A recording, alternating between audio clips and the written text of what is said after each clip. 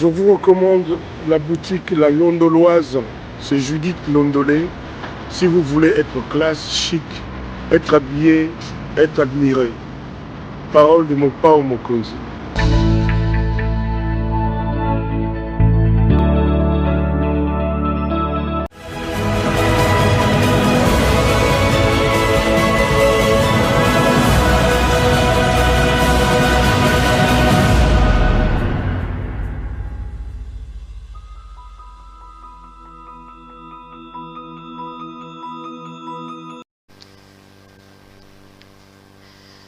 Madame, Messieurs, bonsoir et bienvenue à ce nouveau numéro de l'émission d'Écrit Info, ce magazine d'analyse d'actualité politique, sociale, économique et même juridique qu'on a lancé ici à CPL Télévision. Des questions importantes qui retiennent l'actualité dans plusieurs domaines sont mises sur la table et nous tentons de les décortiquer en leur donnant un sens ou une forme, selon nous.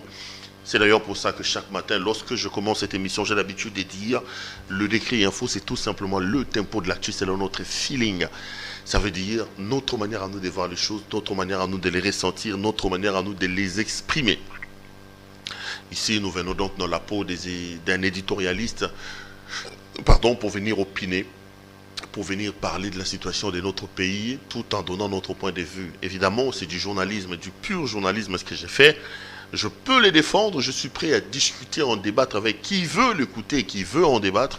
Parce que le journaliste est un citoyen d'un pays et en tant que tel, il a le droit de donner son point de vue lorsque les choses se passent dans sa société. Dans sa société. En tant que tel, quand il veut donner son point de vue, il va donc user d'un genre journalistique qu'on appelle l'éditorial, qui est tout simplement le fait que le journaliste monte au créneau pour prendre position par rapport aux faits, par rapport à une question donnée de sa société. Laissez-moi vous dire grand merci de l'intérêt que vous n'arrêtez de témoigner au travail que nous faisons ici. Les abonnements se multiplient, les appels, le remarques, le critiques, parfois même les insultes. On le reçoit un peu de partout aussi, des félicitations aussi. Mais dans toutes ces réactions-là, on sent notre cœur battre. Et nous nous disons, Perrault, tu peux être fier. Le travail que tu l'as fait, tu ne l'as fait pas en vain. Les gens te regardent, ils apprécient, ils critiquent. Et ça nous encourage et ça nous donne la force. Malgré parfois des conditions assez difficiles dans lesquelles on travaille, nous décidons de continuer à travailler parce que vous êtes là. Donc le travail ici, nous le faisons essentiellement avec vous et pour vous. Nos abonnés s'appellent à peu près 70 000. Nous sommes aujourd'hui à presque 67 000 abonnés. Si vous n'avez pas existé, si vous n'étiez pas là, nous n'en serons pas là et nous ne serons pas en train de faire ce travail qu'on est en train de faire. Je tenais donc la main sur le cœur à vous dire très sincèrement merci. Je tenais donc la main sur le cœur à exprimer ma reconnaissance et ma gratitude pour tout ce que vous faites pour nous et pour l'intérêt et la confiance que vous n'arrêtez d'accorder au travail que nous faisons ici. Merci également à nos partenaires. La boutique La Londoloise avec sa patronne Judith Londolé Betoko. Vous avez vu les spots publicitaires au début de cette émission. Vous êtes un homme, vous voulez vous habiller de manière chic, extraordinaire. Veste, chaussures, cravate, chemise, cinglés, sous-vêtements, montre, tout ce qui concerne l'habillement homme. Contactez donc notre partenaire de la boutique La Londoloise. Son spot est passé là. Appelez le numéro que vous avez vu. La propriétaire, Madame Judith Londolé, se fera le réel plaisir de pouvoir honorer vos commandes partout où vous êtes. Soit dit en passant, je voudrais ici vous signaler que d'ailleurs, c'est la boutique La Londoloise qui nous habille encore ce matin. Si vous voulez avoir cette veste, vous voulez avoir cette chemise et même cette montre, n'hésitez pas. Appelez donc La Londoloise et passez vos commandes. S'il y a un problème, n'hésitez pas à nous appeler parce que j'ai toujours dit que nous, on a pris le temps d'étudier le sérieux de cette boutique avant de pouvoir travailler avec elle. Et nous ne prendrons pas les risques d'exposer nos téléspectateurs dans une histoire où ils seront obligés de perdre. Ceux qui nous ont fait confiance ont passé leurs commandes, nous rappellent pour nous dire merci parce que la qualité du tissu, la qualité de l'habit est tellement important et vous ne serez donc pas déçus. Merci également à mon équipe de jeunes gens dévoués au travail que nous faisons. Ils sont nombreux qui nous aident donc à entrer en contact avec vous. Les amis, vous avez vu mon thème. Aujourd'hui, je voudrais un peu qu'on parle finalement de cette affaire des rames avec le ministre Kibasa qui était aujourd'hui à l'hémicycle du Palais du Peuple. Nous parlerons de cette affaire de rames. Je donnerai mon point de vue qui n'est pas du tout une parole d'évangile. Que les choses soient claires, les amis. Nous sommes en démocratie et la démocratie s'oppose à la pensée unique. On ne peut pas prétendre être démocrate et refuser que les gens puissent s'exprimer librement. La liberté d'expression est un des principes majeurs de la démocratie. La liberté d'opinion, la liberté d'idées. Nous ne pouvons pas dire que nous sommes République démocratique du Congo et imposer aux gens de voir les choses comme nous. C'est impossible, ça ne se passe pas comme ça. Soit vous êtes dans un pays totalitaire, autoritaire, dictatorial, soit vous dites que nous sommes en démocratie. Si nous sommes en démocratie, nous devons nous conformer aux principes des démocraties. Et parmi ces principes-là, la contradiction est un fait de démocratie. Donc ce que j'ai dit ici, moi je ne vous dis pas de dire oui et amen, pas du tout. J'expose mes propos étant pris de vos critiques et de vos remarques, du débat avec vous. Du débat avec vous. Ce qui désole un peu dans notre manière de conduire notre débat politique ici dans le pays, c'est un peu, je veux dire, le fait qu'il y ait des insultes et des injures qui rentrent dans les débats politiques. Non, pas du tout. On peut diverger. On peut avoir des opinions totalement différentes, mais on peut rester unis, respectueux, se considérant les uns et les autres. On n'a pas forcément besoin d'insulter son propre frère ou son ami pour faire passer ses arguments et son idée. C'est important ce que je suis en train de dire. Donc je vais ergoter autour de cette question-là de Kibasa, qui est aujourd'hui à l'Assemblée nationale. Je parlerai de ce que moi j'en pense et j'ouvrirai les téléphones. On peut poursuivre les débats en dehors du couloir comme on a l'habitude de les faire. C'est extrêmement important. Mais donnez-moi 5 minutes avant tout de dire la situation sécuritaire dans l'Est de la République, parce que c'est un engagement public que j'ai pris avec vous. Je vous ai dit que moi je refuse d'être complice de cette situation. Je refuse d'être considéré comme un coupable alors que je ne le suis pas. Je ne m'explique pas que nous soyons dans un pays où des pans entiers de ce pays-là ont des problèmes. Mais ici, dans la capitale ou ailleurs, que les fils et les filles de ces pays puissent avoir l'impression que Maramboué, le Gakouné, Talibi Soté, c'est anormal. Nous n'avons que ce pays. C'est le seul bien commun que Dieu nous a donné.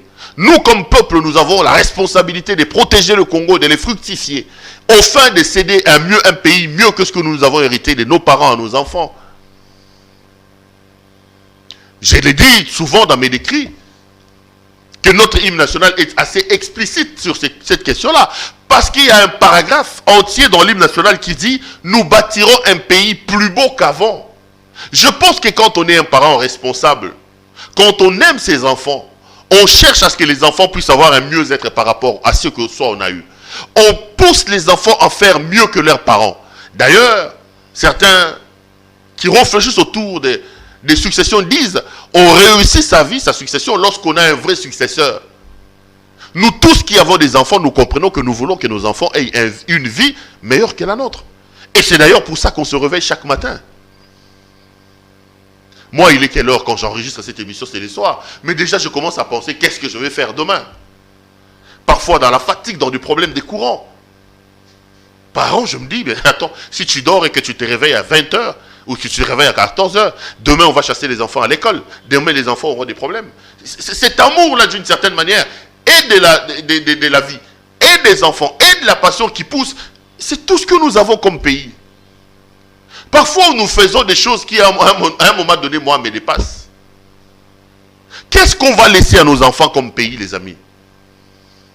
Ces pays où la corruption est devenue monnaie courante, où les gens ne respectent plus les principes, où l'exception est devenue la règle.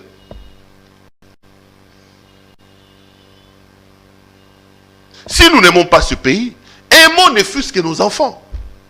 Je suis mieux placé pour le dire, et je vous le dis tous les jours. Ça fait presque 20 ans que je suis journaliste dans ce pays. À un moment donné dans ma vie, j'étais bon, tu passes, tout le monde te reconnaît, Pérou Louara. Tu te dis, waouh, on me connaît, on m'a reconnu là-bas. Il y a des gens qui demandent à prendre une photo avec vous, il y a des gens qui vous demandent des autographes, tout ça. C'était ça la vie. Ah, mais depuis que j'ai eu des enfants, je conçois la vie différemment. Tu commences à te réveiller le matin, tu te dis, ces enfants. Nous devons aussi penser comme ça pour notre pays.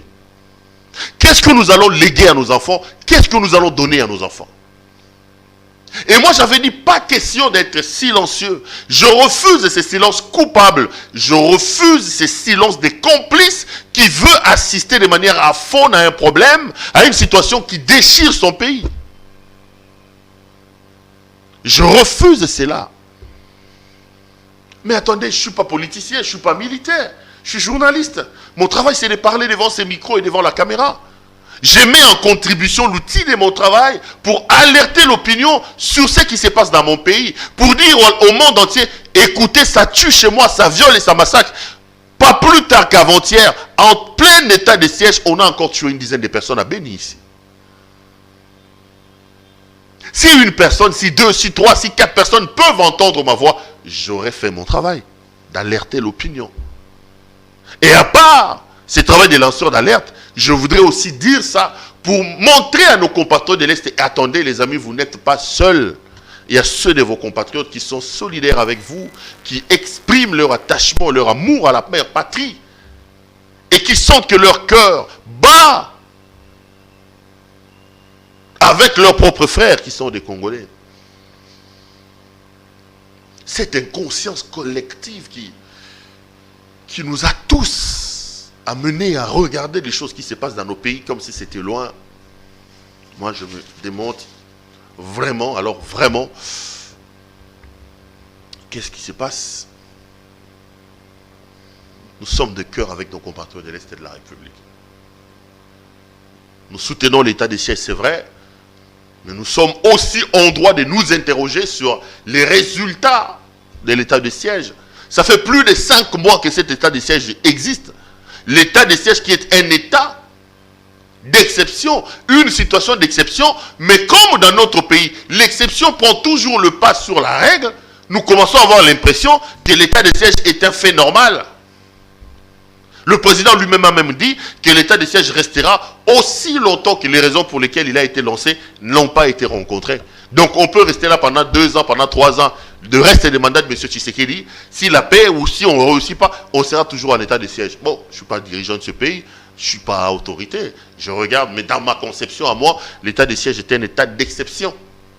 C'est une situation d'exception. Et une situation qui, à mon point de vue, n'est pas appelée à perdurer, à rester longtemps dans le temps. Non. Mais après, un autre problème, c'est qu'on ne nous dit pas ce que ça nous amène. Donc, ou plutôt, là où nous en sommes, on ne nous fait pas le compte, on ne fait pas la comptabilité de ce que nous avons fait avec l'état des sièges. Non, pas du tout.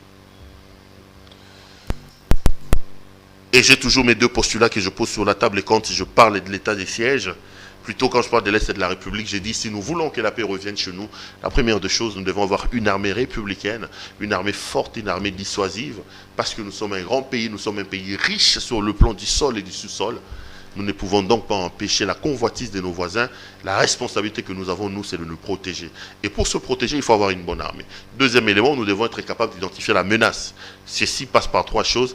Identifier les tireurs de ficelles, les traquer et les punir. Si on fait ça, nous allons résoudre le problème que nous avons, le problème de l'insécurité dans l'Est de la République. Ce n'est pas le Rwanda, ce n'est pas l'Ouganda. Arrêtons cette politique du bouc émissaire, arrêtons cette politique de l'enfer, c'est l'autre. Regardons-nous en face, réglons nos problèmes au niveau interne, et nous allons voir que le pays va aller comme sur des roulettes. Voilà ce que j'avais à dire sur l'Est de la République. Ne vous fatiguez pas, c'est notre pays. Demain, je reviendrai, je redirai la même chose. J'en viens à mon sujet du jour. Vous avez vu le thème?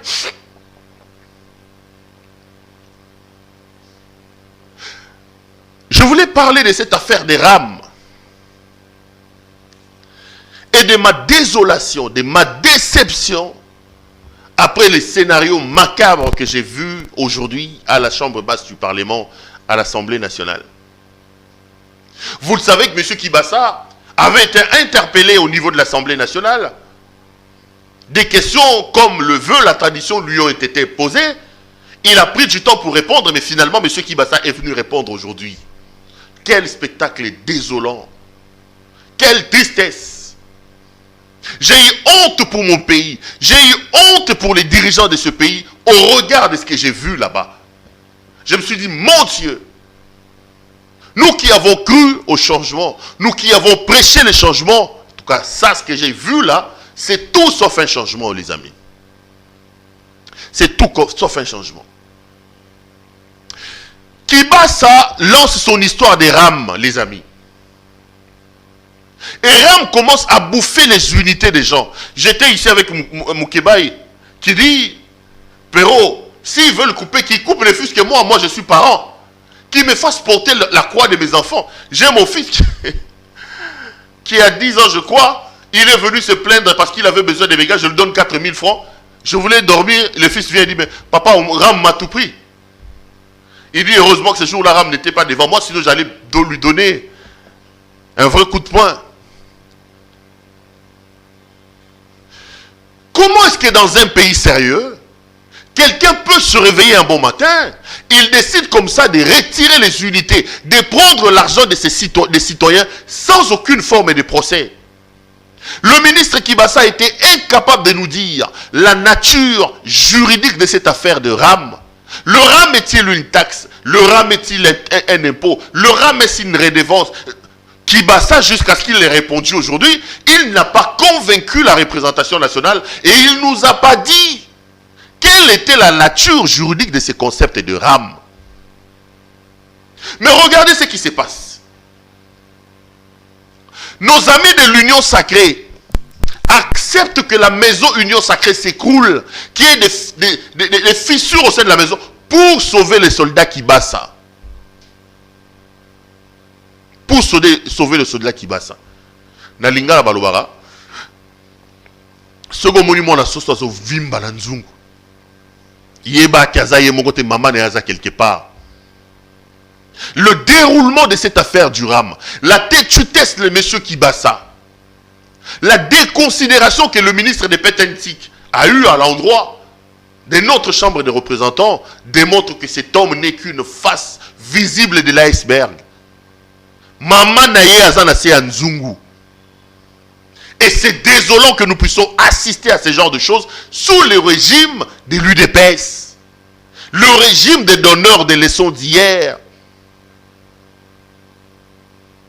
Ceux qui étaient sous tout le toit pour critiquer la gestion catastrophique de M. Kabila.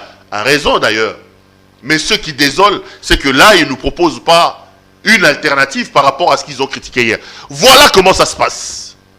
Kibasa devait venir répondre aujourd'hui, surtout qu'il y avait une motion contre lui. Les députés de l'Union Sacrée se sont retrouvés le week-end, ici ou hier, lundi, autour de leur chef. Il y avait Mbosso, il y avait Jean-Marc Abound, il y avait le Premier ministre, il y avait le coordinateur de la RPTC. Ça, c'est des éléments que vous pouvez lire chez nos confrères de Jeune Afrique. Et que vous pouvez également lire chez nos confrères des vrais journaux. Quand vous lisez l'article de Jeune Afrique qui parle, qui fait les révélations sur cette affaire, je suis en train de citer les sources. Jeune Afrique dit qu'au cours de cette réunion, Jean-Marc Kabound, président AI de l'UDPS, qui a d'ailleurs été sifflé dans la salle, a donné des révélations sur cette affaire de RAM et à qui profite le RAM au détriment de la population. Jeune Afrique révèle dans cet article que je peux même demander mon téléphone pour vous les lire. Jean-Marc Kabound révèle que le problème ici, le problème des RAM est un problème de la présidence. Et Jeune Afrique dit que quelqu'un dans la salle lui a dit, non, monsieur Kabound, la population, Kabound a dit, faisons aussi la politique. Il faut sauver Kibasa.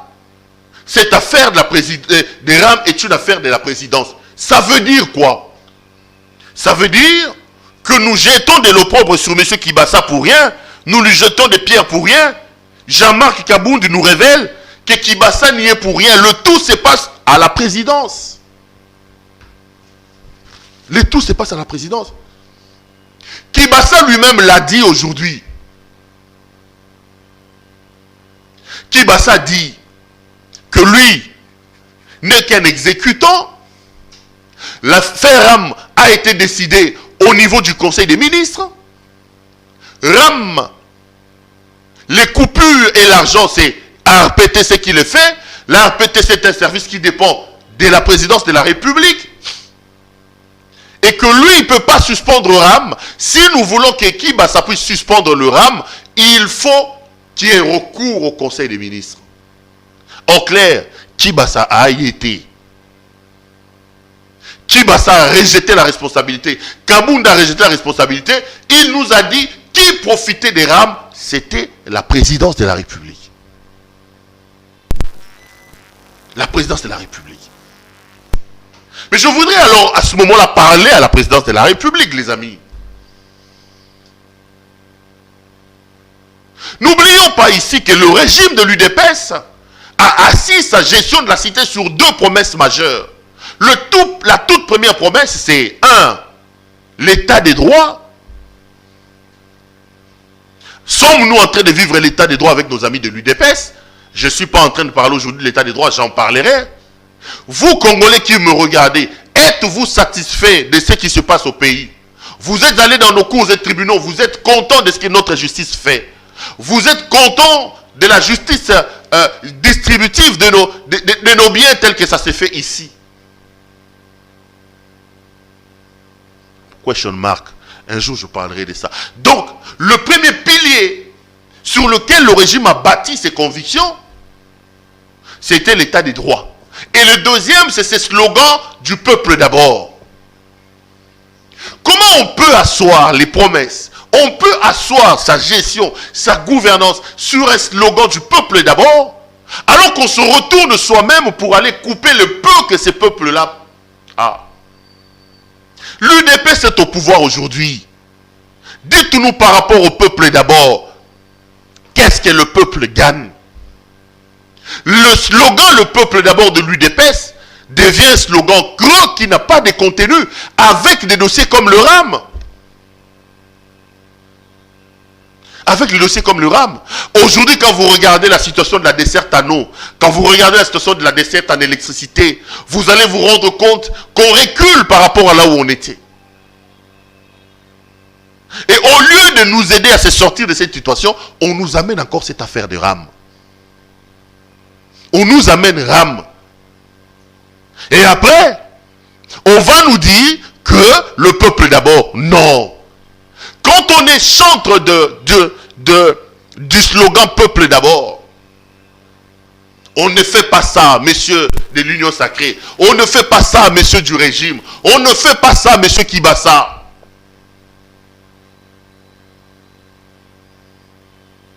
On n'assoit pas sa politique sur une politique de prédation auprès de ces peuples-là. Aujourd'hui, on ne sait pas la nature juridique de RAM. On ne sait pas où part l'argent du RAM. Dans un pays moderne, les fonds récoltés pour le compte de l'État sont logés au niveau du trésor public à la Banque centrale. Est-ce que l'argent du RAM se trouve à l'heure où nous parlons dans les caisses du trésor public? Personne ne peut le démontrer. Personne ne peut le démontrer. Donc, on nous coupe l'argent gratuitement comme ça. Et M. Kibasa vous a dit, ce n'est pas moi. La RPTC qui coupe l'argent est un service sous tutelle de la présidence de la République. Si vous voulez voir la situation, les amis, regardez à la présidence de la République. Bandego. Kibasa vous dit, Botika Ngaï, Mongaram, présidence de la République. Vous, là, à la présidence de la République, n'oubliez pas que vous avez été élu sur base de certaines promesses. Et parmi ces promesses, une des plus majeures est la promesse du peuple d'abord. Vous nous avez promis que notre intérêt passera avant vos intérêts. Vous nous avez dit que vous allez venir pour changer notre situation. Et c'est sur base de ces promesses-là que nous vous avons fait confiance, que nous sommes allés aux urnes pour vous apporter notre contribution.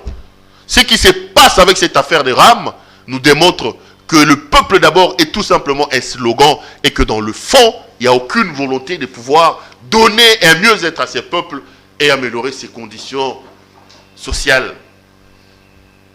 Mais quelque chose encore de grave s'est passé au cours de la plénière d'aujourd'hui. Il y avait une motion contre M. Kibasa, déposée par les députés du FCC. Et cette motion a été annulée par une motion incidentielle des députés de l'Union sacrée. J'ai vu les députés du FCC crier partout. J'ai envie de le rappeler que sous Kabila, c'était comme ça que vous vous faisiez aussi, messieurs. Le contrôle parlementaire était devenu une banalité parce que tout celui qui était contrôlé se voyait échapper du contrôle parlementaire par cette pratique ici, qui a été, adopté aujourd'hui par nos amis de l'Union sacrée. Tout en reconnaissant qu'eux, ils n'ont pas le droit de se plaindre, laissez-moi aussi m'étonner que la même pratique autrefois décriée par l'UDPS soit aujourd'hui récupérée par le régime de l'UDPS, récupérée par l'Union sacrée. Quand on vous dit que nous faisons du Kabila sans Kabila, vous voulez avoir la preuve? Eh bien, la preuve, elle est là. L'Union sacrée a accepté de sacrifier la population. L'Union sacrée a refusé qu'on suspende le RAM. L'Union sacrée a refusé de laisser la motion aller jusqu'au bout. Et l'Union sacrée a recouru aux méthodes Kabila, de Kabila pour annuler la motion qu'on avait introduite aujourd'hui contre monsieur, comment il s'appelle? Contre monsieur Kibasa. Alors, pourquoi avons-nous chassé Kabila? Pourquoi avoir insulté Kabila? Qui, je l'ai dit, ce n'est pas la première fois que je le répète, reste pour moi un mauvais président qui a détruit ces pays, les amis. Quelle est l'alternative? Si aujourd'hui, les ministres qui font mal à la population doivent échapper au contrôle parlementaire, aux motions des députés, par les mêmes voies, les mêmes pratiques utilisées par Kabila, autrefois décriées, je me dis alors, on n'a fait aucun pas. Nous n'avons fait aucun pas. Nous n'avons fait aucun pas. À l'heure où nous parlons, Kibasa est tellement l'homme le plus heureux, il est sorti en triomphe. Kibasa a gagné, l'Union sacrée a gagné, la présidence qui profite de l'argent des RAM a gagné. Le seul perdant de tout ça, c'est la population. Le seul perdant, le seul qui a perdu dans cette affaire, c'est la population. Parce que je regarde la caméra, à l'heure où nous parlons, nos autorités ont refusé d'écouter nos voix, les autorités ont refusé d'écouter nos députés, ils ont maintenu leur affaire des RAM. Ça veut dire qu'on va continuer à nous couper l'argent dont on y a mis destination zéro kendeti. Et on viendra claironner à qui veut l'entendre ici. Peuple d'abord, peuple d'abord, peuple d'abord, peuple d'abord. C'est tout simplement une catastrophe, c'est tout simplement une grosse déception, une désillusion pour la population. C'est un jour de deuil pour ceux qui ont cru à l'Union sacrée, pour ceux qui ont cru à l'UDPS. C'est un jour de deuil. Quand aujourd'hui les pratiques décriées à l'époque des Kabila sont utilisées pour amener le peuple en bateau. Les mêmes pratiques sont utilisées aujourd'hui.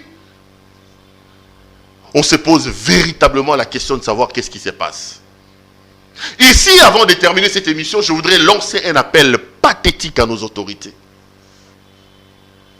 Des peu, s'il vous plaît, ayez pitié de nous.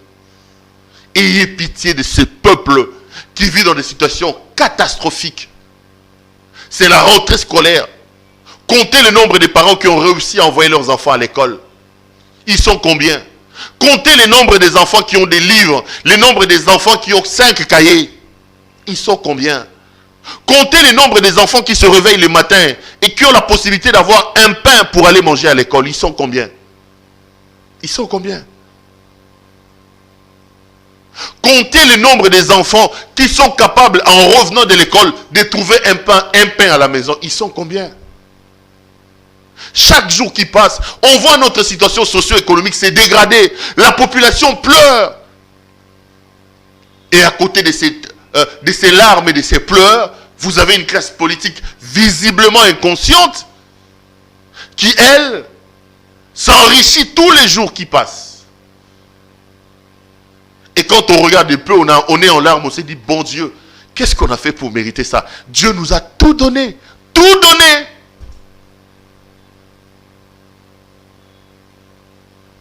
Peut-être que il nous reste à continuer à jeûner pour que Dieu nous donne finalement un leadership politique clair et visionnaire.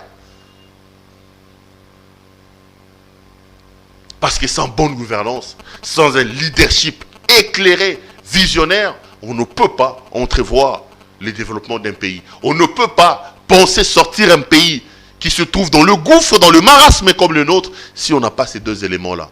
Et à l'heure où nous parlons, on a vraiment l'impression que les Congolais ne sont pas prêts à voir le bout du tunnel. Parce que les pratiques autrefois décriées des Kabila ont refait surface et permettent à ceux qui sont au pouvoir aujourd'hui de pouvoir avoir un matelas, malheureusement, qui sont en train d'étaler sur le dos des pauvres citoyens qui, eux, souffrent.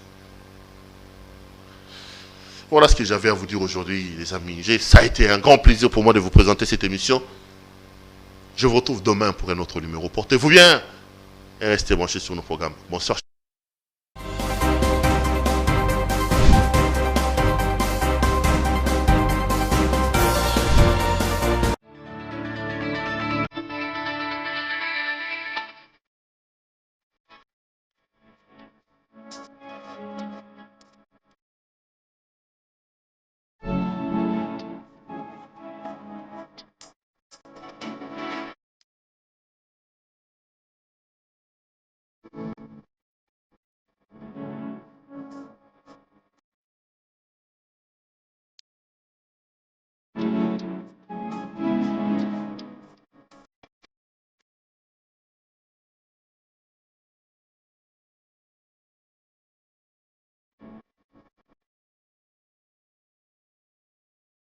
Je vous recommande la boutique La Londoloise.